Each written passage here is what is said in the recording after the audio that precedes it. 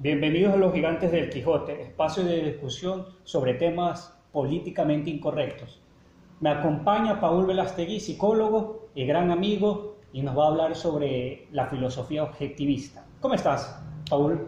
Buen día, José, muchas gracias. La verdad estoy bien en estos momentos. Y dime, ¿qué quieres saber exactamente sobre la filosofía objetivista? Hablemos sobre su fundadora. ¿Quién fue Ayn Rand? Oh, está bien comenzar desde el comienzo. Ayn Rand fue una filósofa estadounidense rusa. Nació en la URSS y se fue de ahí a la edad de los 21 años. La verdad es que no logró tolerar lo que era el comunismo de la época en ningún momento. Salió de la Rusia solamente para poder escribir contra ella en un país más libre, que en este caso fue los Estados En Unidos de contra del América. colectivismo y a favor del individualismo. Claro, consecuentemente eso. Sin embargo, su motor primario, por así decirlo, fue ser escritora. Y ese es un dato que no muchos saben. Ayn Rand no quiso ser filósofa en primera instancia, sino que quiso como ser primero una novelista. Ella estudió, de hecho, literatura en las universidades de Petersburgo, allá en Rusia. Pero ¿por qué se metió a la filosofía? Para poder, que por la cual se la conoce mucho en estos momentos. Sencillo. Porque los héroes que ella quería presentar en sus novelas necesitaban un fundamento, necesitaban una ideología, necesitaban un pensamiento, una secuencia de ideas en las cuales estos se puedan sustentar. Entonces, ¿qué fue lo que hizo? Creó la filosofía en la cual sus héroes van a partir, a la cual terminó llamando objetivismo, que es con el nombre que se la conoce actualmente. ¿Por qué se llama objetivismo? Verás, al igual que la filosofía como su vocación, esto también fue una segunda opción. Principalmente ella quería nombrar a esta filosofía como existencialismo, dado que parte, con medio de uno de sus axiomas, el de la existencia existe, que puede sonar como una redundancia, puede sonar como lo que sea una tautología, sin embargo es lo contrario, completamente lo contrario. Al momento de decir que la existencia existe, estamos diciendo de que ésta no se crea, ya sea por el hombre o por Dios o por la sociedad o por cualquier colectivo, sino que se identifica de que las cosas son lo que son. Entonces, volviendo al tema, ¿por qué no existencialismo? Si ya tenemos estas premisas, se establecía todo muy claro, con que este nombre le quedaba fiel para el principio básico en el cual ella se partía, de la existencia. Pero ¿qué sucede? El nombre existencialismo ya fue utilizado dentro de la filosofía por medio de los filósofos franceses como Sartre o Comte, en el cual Camus, en el cual buscaron tener toda una definición completa de lo que el existencialismo pudo ser.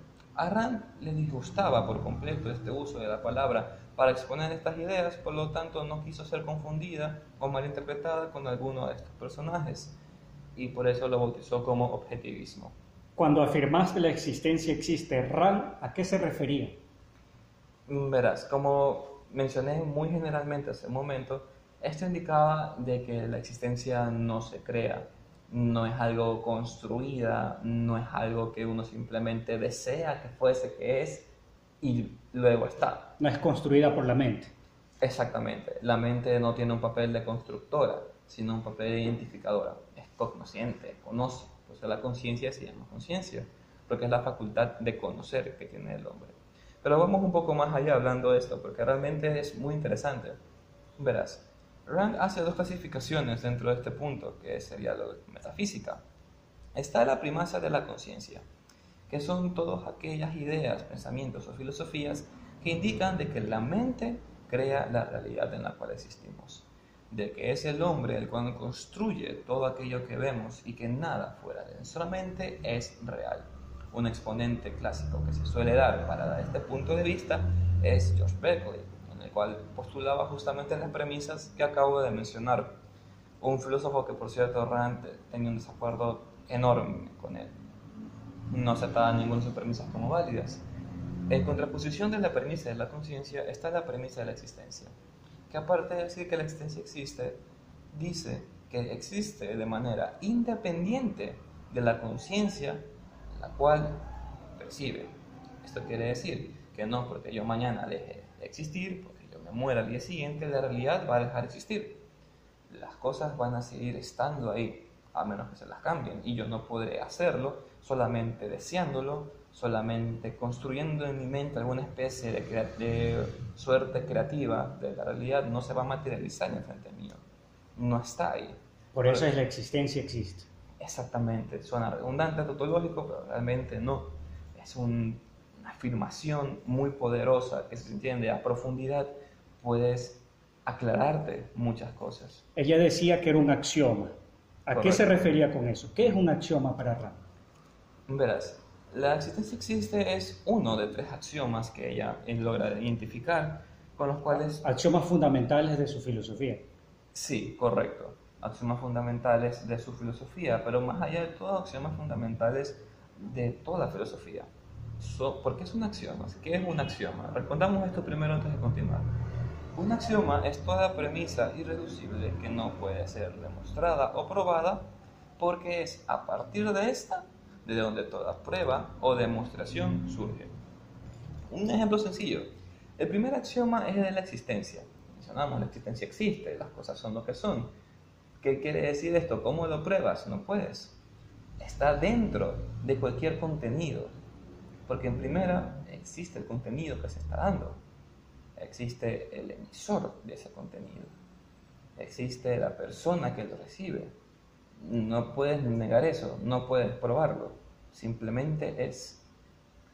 Pero continuando con esto, ella tiene otros 2 axiomas corolarios a este, que es el de la identidad y de la conciencia. ¿Qué es el axioma de la identidad? A eso iba. El axioma de la identidad quiere decir de que cada entidad, cada cosa que existe, posee una identidad.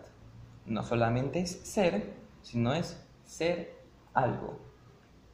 Por ejemplo, el micrófono que tengo acá frente mío existe y tiene unas características específicas. Estas características específicas, esenciales, son las que determinan su identidad.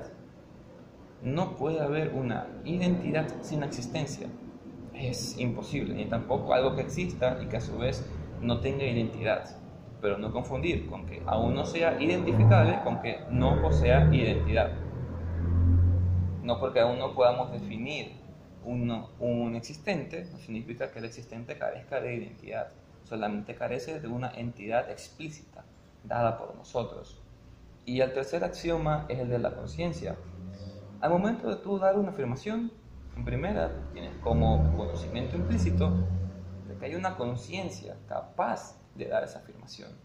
Y si se la muestras a otra persona, y la otra persona la lee y la entiende, implícitamente está afirmando la conciencia. Leonard Peikoff, un discípulo más cercano de Rand, de hecho el heredero intelectual de la filosofía efectivista, le explicaba de esta manera: algo existe y tú lo sabes. Algo viene a ser la identidad, existe la existencia y tú lo sabes, la conciencia. En todo proceso de conocimiento, en todas cualidades metafísicas, están estos 3 axiomas implícitos y es imposible escapar de ellos. Pero aquí hay algo particular. Siempre Ayn Rand era atea y siempre se le acusaba de que en toda su filosofía no estaba o no incluía explícitamente la concepción de Dios. ¿Es así? No, por supuesto, eso no tenía recelo Rand en decir, en negar, mejor dicho. Ella siempre afirmó que era una atea, tanto en sus entrevistas como en los héroes que ella presentaba en sus novelas, en sus tratados filosóficos, en cartas que ella mandaba y un largo etcétera. No tenía reparo en decir sí, soy atea, y el ateísmo como consecuencia lógica de su filosofía. ¿Por qué? Retomemos el primer axioma, el de la existencia. Si tenemos que existe la premisa de la existencia y la premisa de la conciencia, entonces, ¿Dios en qué apartado queda? Claro, porque tú dices de que nosotros a través de la mente no creamos las cosas. Exacto. No solamente de nuestra mente, sino de cualquier mente, cualquier conciencia, cualquier entidad capaz de conocer. En el caso de que Dios, que es omnisciente, lo sabe todo, está ahí. Tal vez no necesite conocer, pero sí que posee algún proceso para generar todo un universo, ¿verdad? En este caso sería la realidad. Entonces, Dios pertenece al grupo de la primacia de la conciencia, donde la realidad se crea, donde existen los milagros, donde existen las alteraciones de las leyes universales, de la física, de la química, de la lógica. nada es seguro, nada es real, no hay por qué darse. Sin embargo, como nos ha demostrado la historia y el avance del conocimiento científico, toda la naturaleza se rige por medio de leyes. Las leyes se mantienen estáticas y con estas aquí vamos aumentando el conocimiento que tenemos. Por lo tanto, cualquier premisa que venga de la primacia de la conciencia, sea mística, sea relativista, sea subjetiva, es inválida. Todo lo que has mencionado, yo he preguntado, conllevan también ciertos principios de la lógica. Correcto. ¿A qué se refiere? ¿Cuáles son? Verás, Rand muchas veces ha dicho de que la única deuda intelectual que tiene es con Aristóteles, porque es de este autor, de este filósofo griego, el cual ha sacado bastante influencia para generar su propia filosofía. Sin embargo, tiene algunas discrepancias con él mismo, pero no es el momento de mencionarlas. De lo que saca influencia son los principios de la lógica formal aristotélica. ¿Cuáles son estos principios? La primera es la ley de identidad. Si ya tenemos que ser algo, estamos diciendo que posee una identidad, de que es lo que es. Se expresa de la siguiente forma, de que A es igual a A. Que un vaso es un vaso y no puede ser una jarra o una puerta o un aire acondicionado. Es lo que es. Y la mente se encarga de identificar aquello que percibe, de darle un concepto, de darle una definición. Este sería el primer principio de la lógica. Consecuente a este, sale el segundo principio, que es el de no contradicción. Se explicaba de esta forma: tú no puedes tener un pastel y comértelo al mismo tiempo que conservas el pastel, porque al momento que te lo comes, ya pasa al estómago, ya no lo tienes, solo es tu alimento ya. No puede estar en esa contradicción. Si quieres poner dos autos en el mismo lugar, en el mismo sitio, de la misma forma, en el mismo tiempo, se van a autodestruir, va a ser imposible, verás que todo se cae en colisión. Lo mismo con la mente.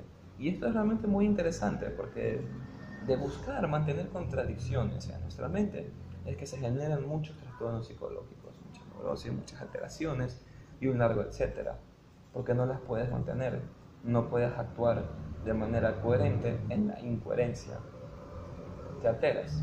Claro, es como decir de que una piedra puede ser a su vez un gato, es imposible. O sea, alguien que pueda creer eso estaría completamente erróneo. Exacto, puede sufrir algún trastorno delirante o alguna psicosis en el caso de que está alucinando, de que se cambian o no. Pero justamente porque son alteraciones en la conciencia, es que se denomina que no es válido. Y el tercer y último principio es el principio de la lógica de la tercero excluido. ¿Qué quiere decir esto? Que o algo es verdadero o algo es falso, pero no hay punto medio. No hay afirmaciones verdaderas falsas, ni falsas verdaderas. Si yo digo que los gatos pertenecen a la familia de los felinos, estoy dando una afirmación verdadera, pero no una afirmación media verdadera, o media falsa, o falsa verdadera, o es o no es. ¿Es lógico o no es lógico? Claro, no podemos decir que una piedra y un gato, estas dos entidades separadas y distintas, puede existir algo en medio. Exacto. Paul, te agradezco por todo lo que nos has dicho, por todo lo que has aportado, y este es uno de los primeros podcasts sobre la filosofía objetivista, y este en particular nos hemos referido sobre la rama de la metafísica. Correcto. En los otros podcasts hablaremos de epistemología, de la rama de epistemología y la rama de la moral. Te agradezco mucho, Paul. ¿Algún saludo en especial? ¿Alguna chica que has roto el corazón por ahí? No, de momento agradezco mucho este espacio que me estás dando para poder expresar y dar a conocer estas ideas, que realmente considero muy importantes para que cualquiera de nosotros las entienda y las ponga en práctica. Una filosofía no es un lujo que solamente grandes pensadores pueden tener, sino una necesidad que tienen todos los hombres. Y por ese carácter de necesidad vital, es necesario tener una válida, una correcta y una apropiada. Y considero firmemente de que la más correcta, apropiada, es el objetivismo. Muchas gracias. Gracias a ti. Nos vemos.